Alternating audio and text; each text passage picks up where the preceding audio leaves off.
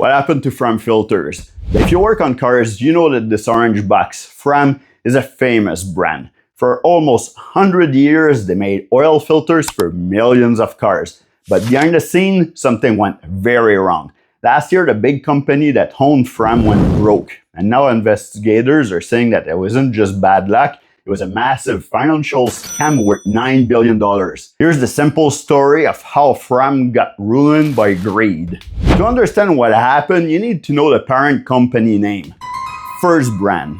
First Brand was a massive car part business with about $5 billion in yearly sale. It was run by a man named Patrick James.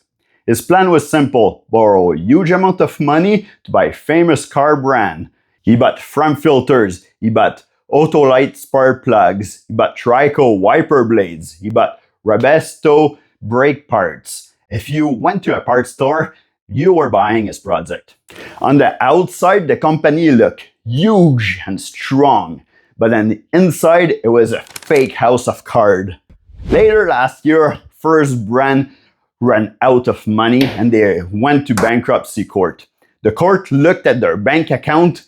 The company owed $9 billion, but they only had $12 million in cash. Over $2 billion was completely missing out of their buck. Soon law enforcement stepped in. The FBI, the IRS, the Home Security investigator teamed up to expose the truth. Early this year, investigators arrested Patrick James and his brother Edward. The government said they stole using 3 simple tricks. Fake invoice. They made fake receipt to pretend that the company was making a lot of money when it was not. Second thing, selling the same thing twice. They used the same paperwork promise to get loans from 2 or 3 different banks at the same time. And 3, hiding cash. They took millions of dollars from these bad loans and they kept the money for themselves. The brother did not act completely alone. They had help from a corporate insider who handled the paperwork. One key person was an executive named Peter Andrew Brumbergs. His job in the scam was doing the dirty work behind the scene.